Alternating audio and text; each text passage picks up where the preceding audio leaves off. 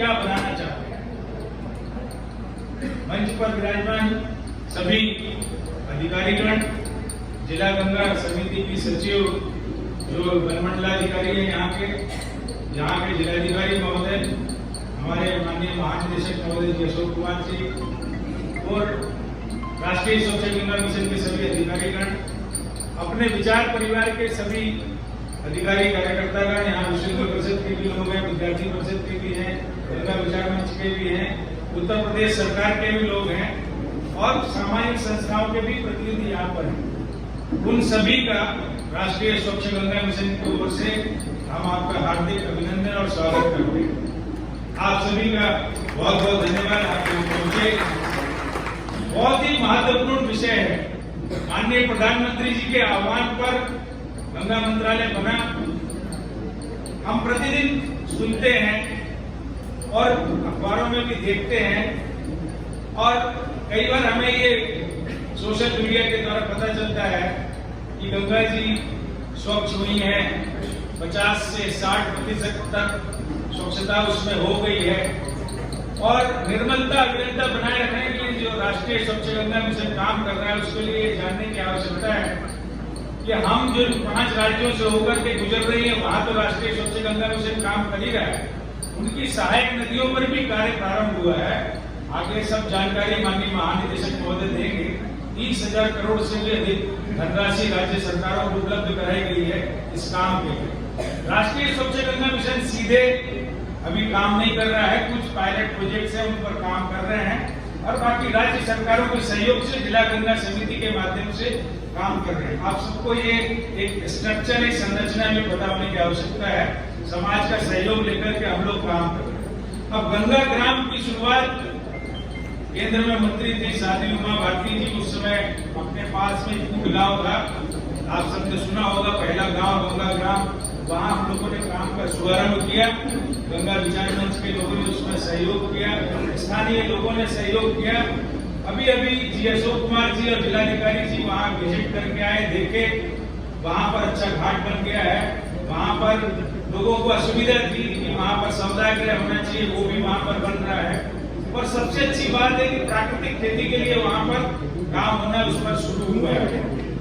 हम सब माननीय प्रधानमंत्री जी के आह्वान पर अपनी खेती को अच्छा कैसे बनाएं और जो हमारी कृषि उपज है उसको ज्यादा से ज्यादा कीमत पर हम कैसे बेचें। हमें जो एमएसपी मिलता है वो ठीक है, लेकिन उसके मिनिमम सपोर्ट प्राइस के अलावा भी यहाँ हम लोग देखते हैं कि जो आप लोग निनुआ पैदा करते हैं या करेला पैदा करते हैं, दिल्ली से गाड़ियां आती हैं, यहाँ से आकर के ले जाती है। ये आपकी अपनी मेहनत का फल है, इसमें सरकार का कोई योगदान नहीं। सरकार ने कभी खाद, बीज, जानकारी आपको उपलब्ध कराई होगी। यहाँ पर कृषि विज्ञान केंद्र भी होंगे, उत्तर प्रदेश का कृषि विभाग भी होगा। हमें उसका सहयोग, उन सब संस्थाओं का सहयोग लेते हुए सहकार भारती को, जो सहकार ग्राम, गंगा सहकार ग्राम बनाने की बात है, इसका निश्चित रूप से वो एक कोई डेफिनेशन बना रहे होंगे, कोई मेजरमेंट बना रहे होंगे और क्या वो किसानों को देंगे, क्या किसानों तक पहुंचाएंगे।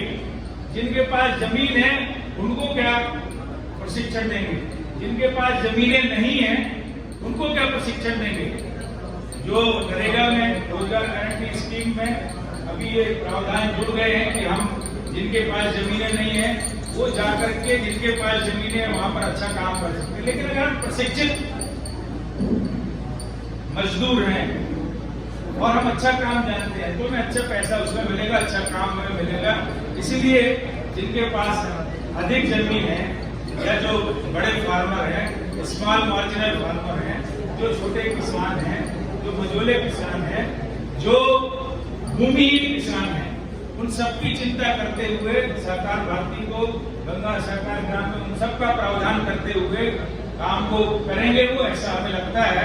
और जो वहाँ के रूरल यूथ है, जो बेरोजगार युवक युवतियां हैं, उसको आपको जिला गंगा समिति में प्रशिक्षण के लिए जन शिक्षण संस्थानों का सहयोग लेना है और जो स्किल डेवलपमेंट के लिए जिले में संस्था को निर्धारित की गई है उनका सहयोग लेना है। और इस प्रकार से हम ग्रामीण युवक युवतियों को जो गंगा सहकार ग्राम है वहां पर उनको रोजगार प्रशिक्षण दे करके और अच्छे अच्छे रोजगार वो प्राप्त कर सकते हैं। तो गंगा ग्राम के लिए एक अपनी परिभाषा सुनिश्चित की गई थी। गंगा सहकार ग्राम के लिए एक परिभाषा सुनिश्चित की होगी निश्चित रूप से। गांव में कोई गरीब न रहे, कोई बेकार न रहे, कोई अशिक्षित न रहे, हरा भरा साफ सुथरा गांव हो, प्राकृतिक खेती अधिकांश किसानों के यहाँ हो, और जो वो खेती करें, जो भी उपज हो उससे उसको उनको अच्छा आमदनी हो। जैसे कहा जाता है, और माननीय प्रधानमंत्री जी कह रहे हैं, आपके माननीय मुख्यमंत्री महोदय योगी आदित्यनाथ जी भी कह रहे हैं कि हम किसान की आय को दुगना करेंगे। तो वो जो आय दुगनी होगी वो इसी आधार पर होगी जब हम प्राकृतिक खेती करेंगे। प्राकृतिक खेती से जो उपज होगी उनका हम प्रोसेसिंग भी अपने लेवल पर करेंगे, कुछ ना कुछ बना करके बेचेंगे। हम सीधे गेहूं न बेच के आटा बेचेंगे, दाल बेचेंगे, चावल बेचेंगे, कुछ मसाले बेचेंगे, अचार बना करके बेचेंगे। कुछ ना कुछ जो हमारा एग्रीकल्चर प्रोड्यूस है उसमें वैल्यू एडिशन करके और बाजार में लाएंगे, बेचेंगे। आगे आपको बहुत सारी जानकारी गंगा सहकार ग्राम के बारे में, राष्ट्रीय स्वच्छ गंगा मिशन जो संपूर्ण देश में गंगा और गंगा की सहायक नदियों पर काम करता है, न केवल स्वच्छता के लिए, न केवल घाटों के लिए, बल्कि जलीय जीव जंतुओं के संरक्षण संवर्धन के लिए, औषधीय पौधों की खेती के लिए बहुत सारे आयाम हैं जो आपको जानने समझने के लिए मिलेंगे। आप सब यहाँ पहुंचे, यहाँ पर आकर के आप नमामि गंगे अभियान में अपना सहयोग दे रहे हैं। इसके लिए राष्ट्रीय स्वच्छ गंगा मिशन, जल शक्ति मंत्रालय, भारत सरकार की ओर से यहाँ उपस्थित सभी माताओं बहनों का, भाइयों का, वृद्धजनों का, बुद्धिजीवियों का हम हार्दिक अभिनंदन और स्वागत करते हैं। बहुत बहुत धन्यवाद।